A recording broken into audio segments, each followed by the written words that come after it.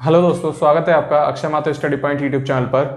आज का टॉपिक जैसा आपने बोर्ड पर लिखा हुआ देखा होगा, मृदा सॉइल है। इससे पहले की वीडियो में मैंने लैटिट्यूड एंड लॉन्गिट्यूड जो ज्योग्राफी का एक इंपॉर्टेंट टॉपिक था वो खत्म किया था। आज मुझे सॉइल खत्म करना है। सॉइल खत्म ना होगा, वो नेक्स्ट पार्ट में ख़त्म हो जाएगा, क्योंकि थोड़ी छोटी वीडियो करनी पड़ेगी, वरना वीडियो 1 घंटे से ऊपर की हो जाएगी और जैसे शायद आप देखते भी नहीं हो। इसलिए मैं चाहता हूँ कि वीडियो को कंप्लीट देखें और एंड तक देखते जाएं और इस वीडियो को शेयर भी करें, क्योंकि अगर आप शेयर करोगे तो ये और लोगों तक पहुंचेगी और सबको ये जानकारी होगी कि हमारे पृथ्वी पर क्या क्या चीज़ें मौजूद हैं और हम किन किन चीज़ों के बारे में अभी नहीं जानते हैं जिसे हम जान पाएंगे। ठीक है, जो लास्ट टॉपिक लैटिट्यूड और लॉन्गिट्यूड का था उसकी मैं शॉर्ट वीडियो बना सकता हूँ, अगर आप मुझे कमेंट करके बताएंगे तो उसकी समरी टाइप वीडियो बना दूंगा, जिससे आपको और इजीली समझने में आसानी होगी। ठीक है, और साथ के साथ उसमें जो जितने टॉपिक थे, जैसे लैटिट्यूड हो गया, लॉन्गिट्यूड हो गया, इक्वेटर हो गई, और ऊपर कर्क रेखा, Cancer and Arctic Circle, Antarctic Circle और कैप्रिकॉर्न, ये सभी उसमें डिस्कस करी थी। साथ के साथ जो लैटिट्यूड लॉन्गिट्यूड होती हैं, लॉन्गिट्यूड में आपकी 0 degree line, 180 degree line, Indian standard time, भारतीय मानक समय, ये सभी रेखाओं को मैंने डिस्कस अच्छे से किया था। इंटरनेशनल डेडलाइन के बारे में बताया था। अगर आप चाहोगे तो और उसे सेपरेट वीडियो में और अच्छे से एक्सप्लेन करके मैं बता दूंगा। ठीक है, तो अब सॉइल होती क्या है, सॉइल के ऊपर हमें डिस्कस करना है। देखो, सॉइल जो है वो बहुत ही इंपॉर्टेंट फैक्टर है हमारे जीवन जगत का। ठीक है, जो हमारा लिविंग वर्ल्ड है उसके लिए सॉइल बहुत ही इंपॉर्टेंट है, क्योंकि सॉइल के बिना एक स्ट्रॉ या फिर एक तिनका घास का भी उगाया नहीं जा सकता। क्या तुम इमेजिन कर सकते हो कि अगर सॉइल ना हो तो कोई क्रॉप उग सकती है, कोई फसल उग सकती है, या वनस्पति हो सकती हैं? ऐसा बिल्कुल भी नहीं होगा, क्योंकि सॉइल में ही वो पावर होती है जो कि इन सभी चीज़ों को ग्रो कर सके। ठीक है, हम बात करेंगे मृदा कैसे बनती है या मृदा का निर्माण कैसे होता है। How soil is formed. And दूसरा मोस्ट इंपॉर्टेंट, कि जो टॉपिक हम पढ़ रहे हैं वो टॉपिक है क्या, उस टॉपिक के बारे में भी जानेंगे। तो उसमें हम क्या बोलेंगे, मृदा क्या होती है, मृदा क्या होती है। व्हाट इज सॉइल, मतलब definition of soil, what is soil. अगला जो क्वेश्चन बनेगा हमारा क्या होगा, व्हाट आर द फैक्टर्स, या किन कारकों पर मृदा निर्भर करती है।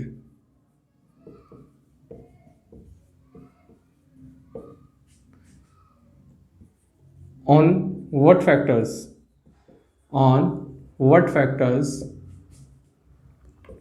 Soil depends.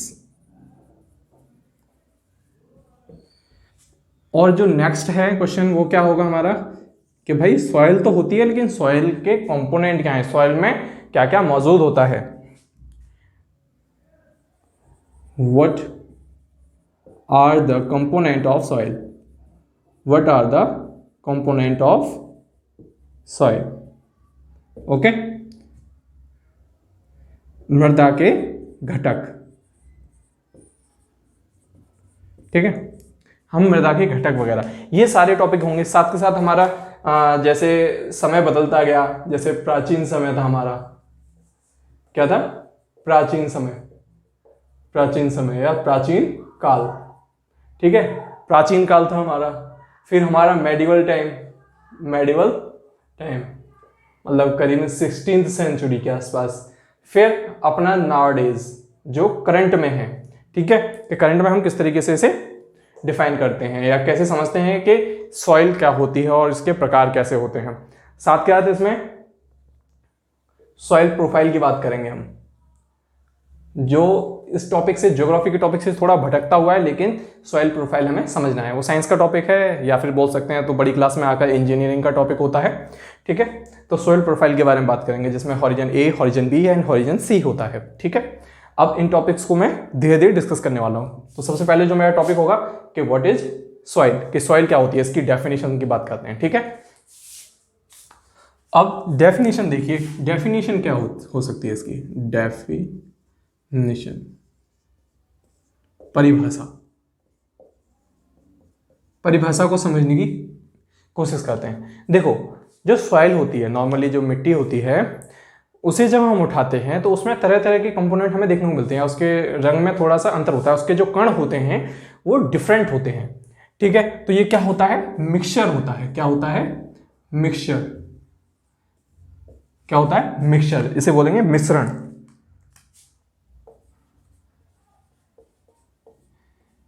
ये होता है मिश्रण। और ये मिश्रण किसका होता है, ऑर्गेनिक मटेरियल। अब ऑर्गेनिक मटेरियल क्या होते हैं, जैविक पदार्थ। ठीक है, जैविक पदार्थ। देखिए, मैं डेफिनेशन में आपको बता रहा हूं कि डेफिनेशन किस तरह से होगी। बाकी जो जितना भी कुछ है, जैसे इसकी डेफिनेशन है या और भी सारी जो थ्योरेटिकल चीजें हैं, वो नोट्स बनाकर मैं अपनी इंस्टाग्राम आईडी पर या फिर फेसबुक के पेज पर मैं पोस्ट कर दूंगा। अक्षय माथुर स्टडी पॉइंट के नाम से फेसबुक पर भी पेज है, तो उस पर आप देख सकते हैं। ठीक है, तो ये क्या होते हैं, हमारा मिश्रण होते हैं किसके, ऑर्गेनिक मटेरियल, जिसे हम जैविक पदार्थ कहते हैं। और जैविक पदार्थ में कौन कौन सी चीजें आ जाती हैं हमारी, ह्यूमस। और ह्यूमस किस तरीके से डेवलप होता है, डेड एंड डिकेइंग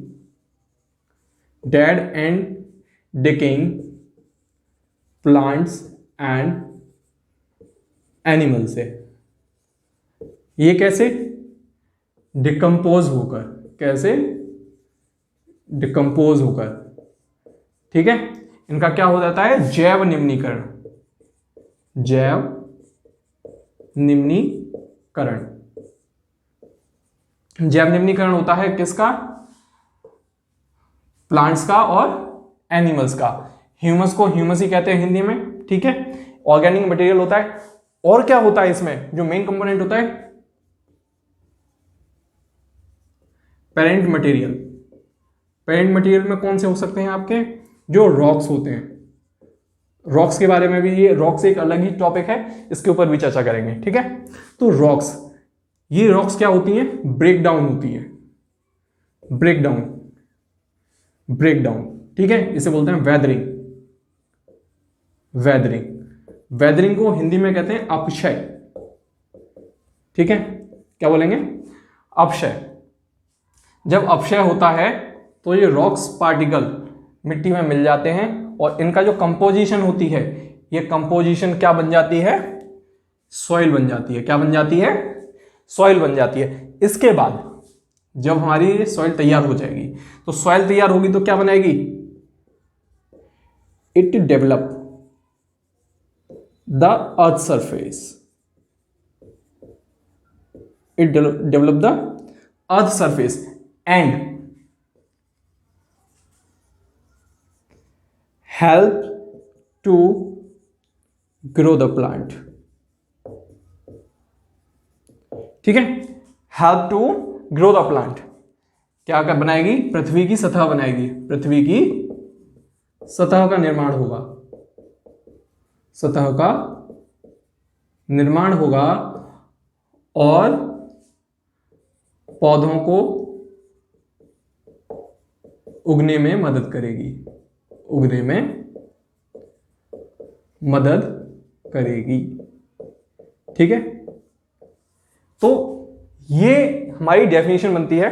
डेफिनेशन को मैंने एक्सप्लेन किया है, अगर मैं सीधी सीधी लाइन लिख देता, उसे वैसे ही हिंदी में बोल के बता देता, तो शायद अच्छा नहीं होता। इसलिए मैंने इसे थोड़ा सा डिस्कस किया है अच्छे से। ठीक है, कि मिक्सचर है, मिक्सचर किसका है, ऑर्गेनिक मटेरियल का। ऑर्गेनिक मटेरियल में क्या क्या चीजें होती हैं, dead and decaying plant and animal, सड़े गले पेड़ और पौधे, और साथ के साथ एनिमल्स जो जमीन के अंदर दब जाते हैं, उनका क्या होता है, डिकम्पोजिशन। डिकम्पोजिशन मतलब उनका सड़ना गलना। ठीक है, जैव निम्नीकरण, ठीक है। और ये जैव निम्नीकरण किस में मिक्स हो जाता है फिर? पेरेंट मटेरियल में, जिसे हम क्या बोलते हैं? रॉक्स। पेरेंट मटेरियल क्या होता है? रॉक्स। और पेरेंट मटेरियल को हिंदी में कहते हैं जनक सामग्री, जनक सामग्री, ठीक है, जनक सामग्री। इनका ब्रेकडाउन होता है और ब्रेकडाउन को हम वेदरिंग कहते हैं, अपक्षय कहते हैं। वेदरिंग भी किसके ऊपर डिपेंड करती है? टेम्परेचर, एयर एंड वाटर, तापमान, जल और हवा, वायु, ठीक है। तो ये हमारे फैक्टर्स होते हैं जिसकी वजह से रॉक ब्रेकडाउन होती है। जैसे जब गर्मी पड़ती है तो उसमें फैलाव होता है रॉक में, और जैसे ही मौसम ठंडा होता है, तापमान गिरता है, वो कॉन्ट्रैक्ट होती है, ऊपर से पानी बरसता है, हवा चलती है, जिसकी वजह से वो ब्रेक डाउन हो जाती है। आपने सुना होगा कि जो हिमालय है, हिमालय से जो नदियाँ निकलती हैं उसके पानी से बहुत बड़े बड़े पत्थर कट के बहकर दूर दूर तक आ जाते हैं, और एंड तक जाते जाते जैसे हमारा बिहार हो गया, बिहार में जाके एकदम एलुवियल सॉइल मिलती है हमें, जलोढ़ मृदा मिलती है, एकदम बालू, एकदम नन्हे नन्हे कण हो जाते हैं, क्ले सॉइल बन जाती है, ठीक है। तो इस तरीके से तैयार होता है सब कुछ, ठीक है। अब मैं बात करूंगा कि व्हाट आर द फैक्टर्स, कि क्या क्या फैक्टर्स हैं जिसकी वजह से सॉइल का फॉर्मेशन होता है। वैसे मैंने बता दिया, बाकी एक और बार और देखेंगे, ठीक। अब बात करने फैक्टर्स की। Factors affects soil formation. Soil formation को अफेक्ट करने वाले कुछ कारक, ठीक है। तो पहला कारक आपका क्या होगा? Fluctuation on a surface. क्या कह सकते हैं? उतार चढ़ाव। क्या कह सकते हैं? उतार और चढ़ाव। और जो किताबों में जो शब्द पाया जाता है वो होता है उच्चावच। फ्लक्चुएशन ऑन अ सरफेस मतलब डगमगाती हुई सरफेस है अर्थ की, उसके ऊपर भी डिपेंड करता है ये। दूसरा वाटर। तीसरा टाइम। मोस्ट इंपॉर्टेंट फैक्टर है, क्योंकि ये 1-2 दिन या 1-2 साल का प्रोसेस नहीं है, इस सॉइल फॉर्मेशन में बहुत लंबा समय लगता है। तो टाइम भी एक इंपॉर्टेंट फैक्टर है सॉइल फॉर्मेशन के लिए, ठीक है। और चौथा है वेजिटेशन, वनस्पति।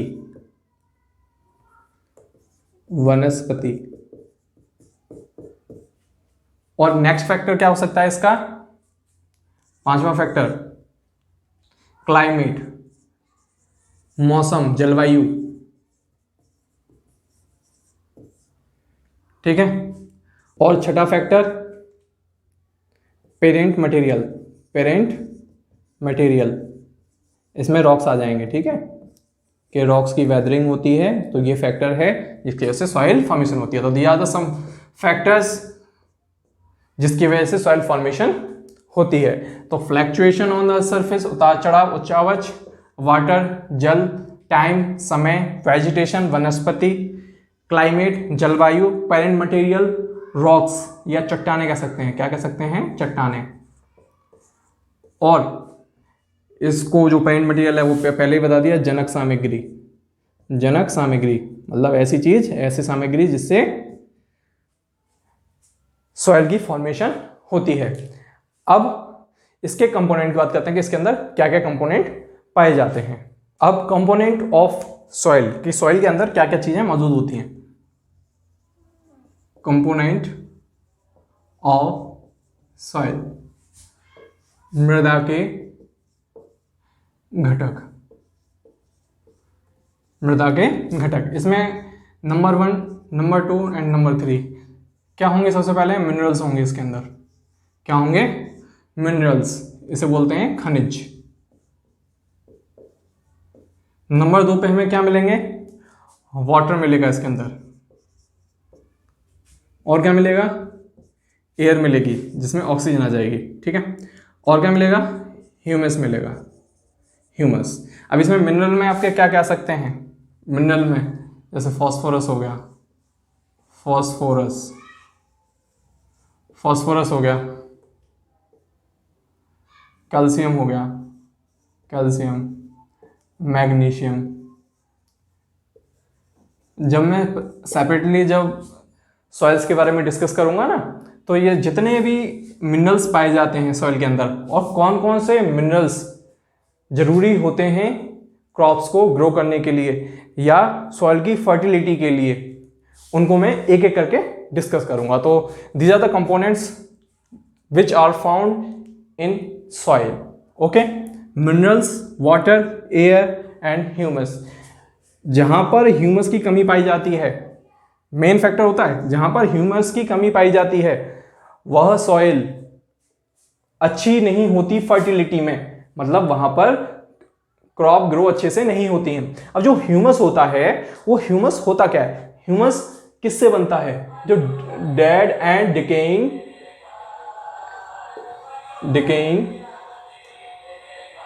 Animals and plants. वैसे एक आपके दिमाग में क्वेश्चन आया होगा कि मैंने वेजिटेशन लिखा था, वेजिटेशन, कि वेजिटेशन कैसे इफेक्ट करता है सॉइल फॉर्मेशन को। सपोज कर लीजिए कि जैसे कि कोई ट्री है और वो ट्री अपनी लीव्स को नहीं गिराएगा, तो क्या होगा? वहां पर ह्यूमस का फॉर्मेशन नहीं होगा। कि जब पेड़ के अवशेष जमीन में दब जाते हैं और वो डिकम्पोज होते हैं, तो किसकी फॉर्मेशन करते हैं? ह्यूमस की। तो इसीलिए वेजिटेशन होना बहुत ही इंपॉर्टेंट है सॉइल फॉर्मेशन के लिए। तो जैसा कि मैंने बताया था कि सॉइल प्रोफाइल के बारे में, कि सॉइल प्रोफाइल जैसे फेसबुक प्रोफाइल होती है ना, कि उसमें क्या क्या चीज़ें पाई जाती हैं, किस स्तर पर, मतलब जैसे जैसे घुसते जाएंगे लेयर्स बनती जाती हैं, उसी तरीके से इसमें होता है। सपोज कर लीजिए आप एक गड्ढा कर रहे हैं, एक गड्ढे में सीधा इस तरीके से कोई बर्तन डाल दिया। यहाँ पर आप जैसे ही मिट्टी निकालेंगे, मिट्टी निकालने में आपको पता चलेगा कि यहाँ पर मिट्टी की लेयर्स बनी होंगी। ठीक है, इन लेयर्स में अलग अलग तरीके की प्रोफाइल होगी। ठीक है, इस प्रोफाइल को हॉरिजन ए, इसको हॉरिजन बी एंड इसको हॉरिजन सी कहते हैं। ये वाली जो प्रोफाइल होती है, इसमें आपको grass, trees and many things that grows on earth सभी पाए जाएंगे। ठीक है, ये नॉर्मल जो मिट्टी होती है, या क्या बोल सकते हैं, जो अर्थ क्रस्ट होती है। क्या होती है? Earth crust. मेनली इसी की बनी होती है। अर्थ क्रस्ट, भूपर्पटी, भूपर्पटी।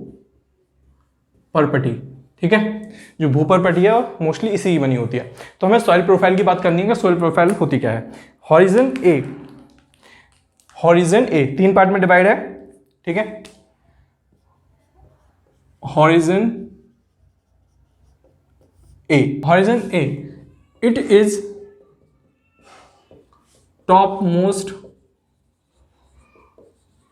Zone of the surface, surface की सबसे ऊंची परत। ठीक है, सबसे ऊंची परत जो होगी वो हॉरिजन ए की होगी। इसके अंदर क्या होगा? Stored all necessary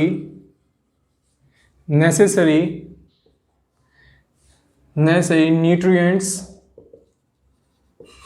minerals, water, stored all necessary nutrients, minerals and water to grow a plant। ठीक है, इसके अंदर सभी necessary nutrient, minerals and waters होंगे जो कि नेसेसरी होते हैं किसके लिए? प्लांट के ग्रो कराने के लिए। ठीक है, तो ये है हमारी हॉरिजन ए। अब बात करेंगे हॉरिजन बी की। हॉरिजन बी, हॉरिजन बी क्या है? It is a transition zone. It is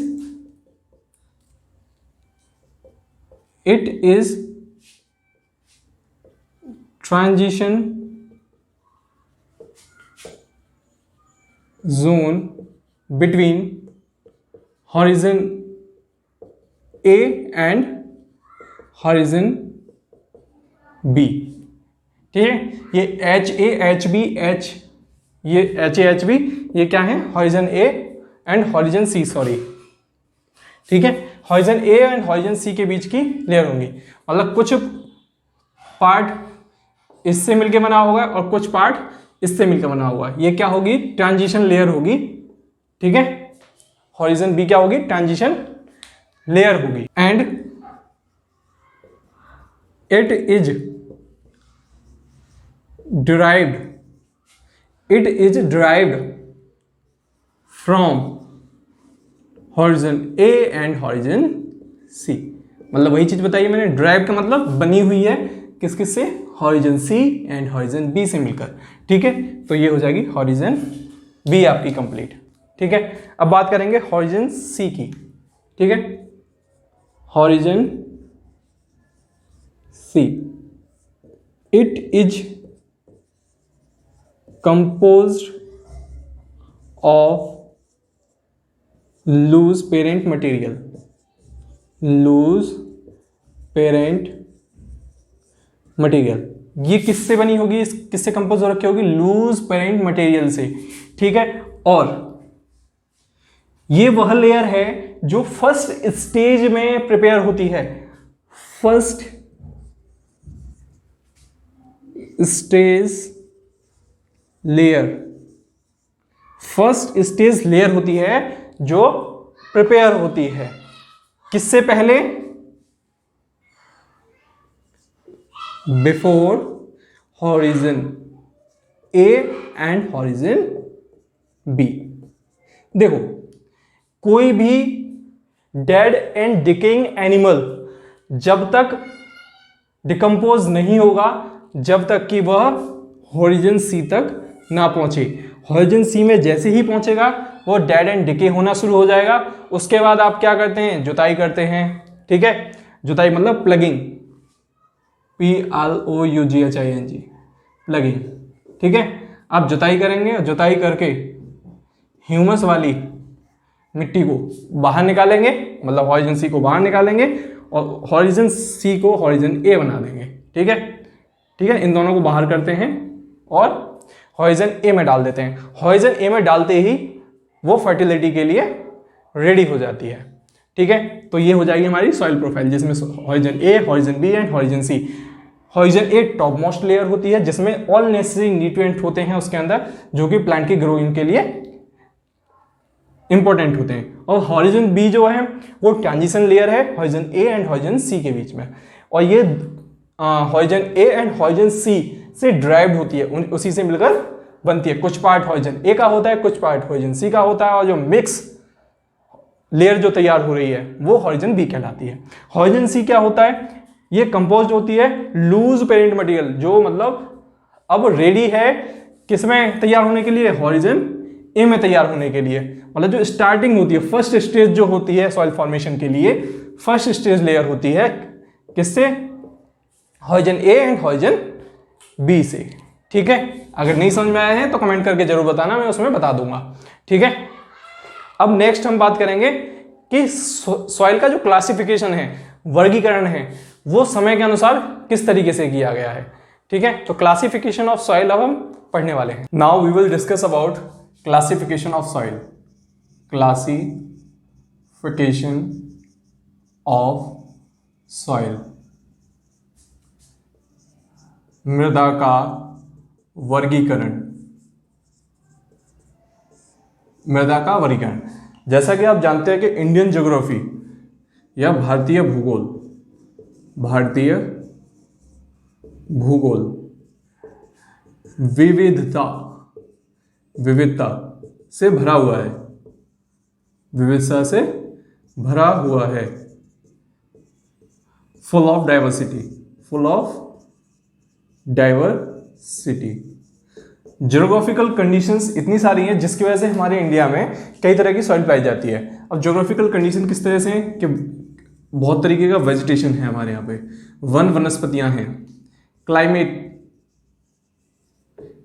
climate मतलब जलवायु, कई तरह की जलवायु है, ठंडी गर्म। ठीक है, वेजिटेशन हो गया, क्लाइमेट हो गया, लैंडस्केप्स हो गए,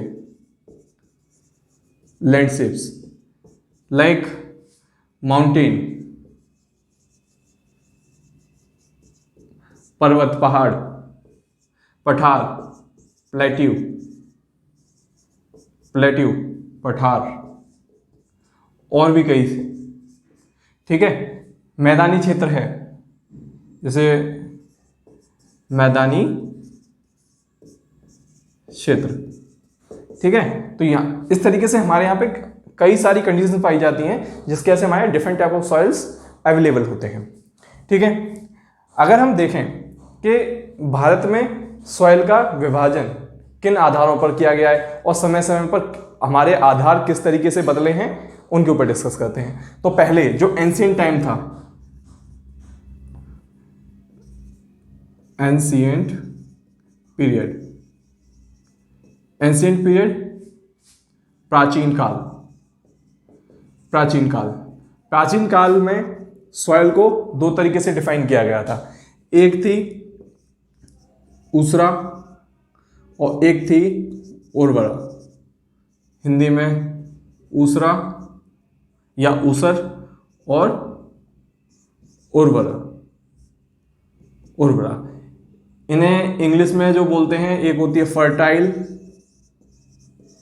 और एक होती है स्ट्राइल। फर्टाइल, उर्वरा, स्ट्राइल, ऊसरा। तो जो एंशिएंट पीरियड था उसमें सिर्फ हमें ये पता था कि दो तरह की सॉइल होती है, हम उनके स्ट्रक्चर से, सॉइल का स्ट्रक्चर क्या है, ठीक है, उसका कलर क्या है, उसमें फर्टिलिटी क्या है, उसमें मिनरल्स क्या पाए जाते हैं, इन चीज़ों के ऊपर हम ध्यान नहीं देते थे। बस याद रखते थे कि भाई ज़मीन कैसी है, ऊसरा है या उर्वरा है। ऊसरा वह ज़मीन होती है जहाँ पर क्रॉप्स उगाई नहीं जा सकती हैं या बहुत कम मात्रा में यहाँ पर क्रॉप उगाई जाती है, मतलब ऐसी ज़मीन जहाँ पर फर्टिलिटी बिल्कुल जीरो होती है या फिर कुछ ही होती है। और उर्वरा वह भूमि होती है जहाँ पर हम कुछ भी बो देंगे तो बहुत अच्छे से उगाएगा। तो जो ऐसी भूमि जहाँ पर क्रॉप्स या फिर फसलें अच्छे से उग सकें उसे हम उर्वरा और फर्टाइल सॉइल कहते हैं। ठीक है, फिर आया हमारा 16th सेंचुरी में। जब हम 16वीं सदी में आए तो 16वीं सदी में हमने और भी सारे फैक्टर्स के ऊपर सॉइल को डिफाइन किया, जैसे कलर के ऊपर। जैसे हमने किसके ऊपर कर दिया, कलर के ऊपर कर दिया, टेक्सचर के ऊपर कर दिया, ब्लैक सॉइल हो गई, या फिर टेक्सचर के ऊपर हम देखें तो चिकनी मिट्टी जिसे क्ले कहते हैं, क्ले सॉइल। टेक्सचर के ऊपर देखें तो सैंडी सॉइल, जैसे बलुई मिट्टी।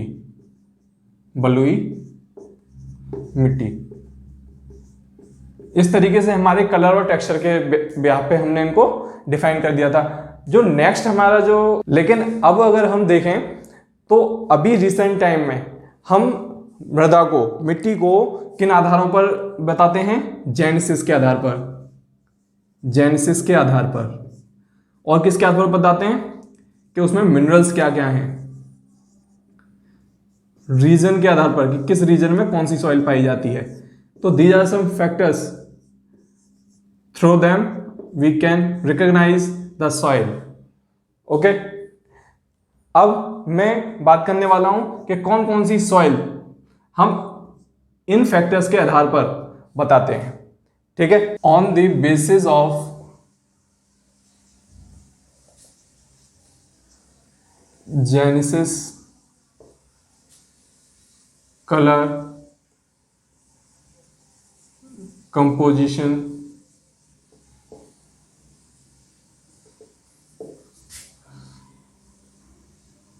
And reason,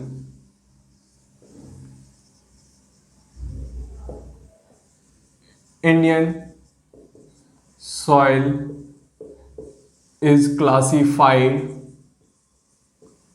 as number 1 alluvial soil, जिसे जलोढ़ मृदा कहते हैं, जलोढ़ मृदा। Number 2 red soil,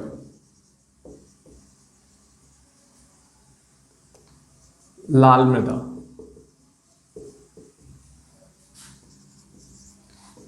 black soil, काली मृदा। नंबर 4 एरिड सॉइल, शुष्क मृदा। Number 5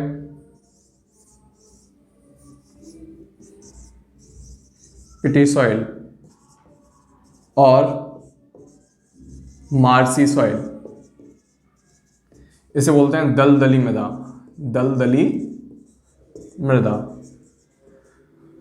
number 6 laterite soil.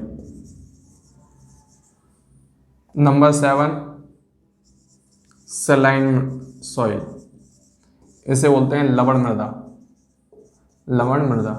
Laterite को लैटराइट ही बोलते हैं, इसलिए उसका मैंने हिंदी में नहीं लिखा है, ठीक है।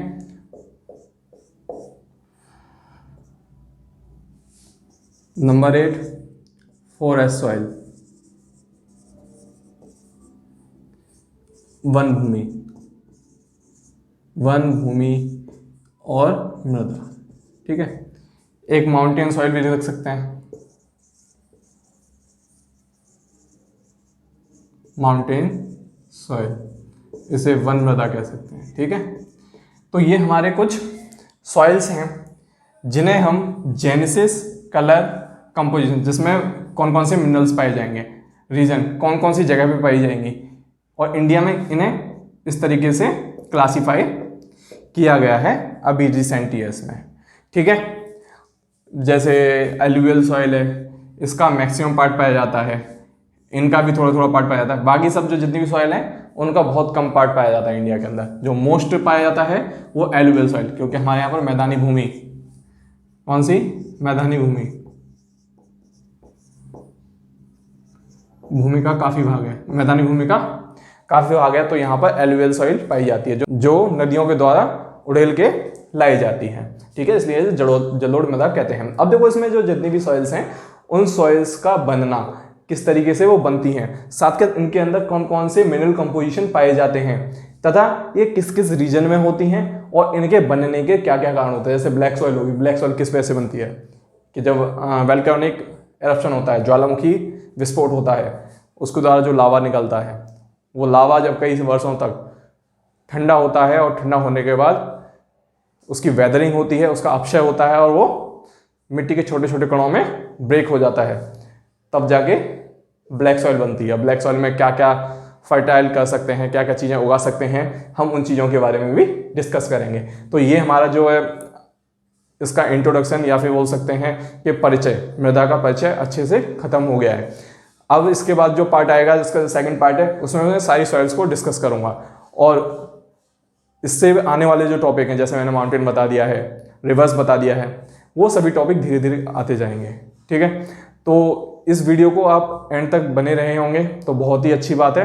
वीडियो को ज़्यादा से ज़्यादा फैलाएं, और इस वीडियो के माध्यम से अगर आपको नॉलेज सच में मिली है तो अपने दोस्तों को, फैमिली में सजेस्ट करें और भारत के भूगोल के बारे में अच्छे से जानें। Thank you.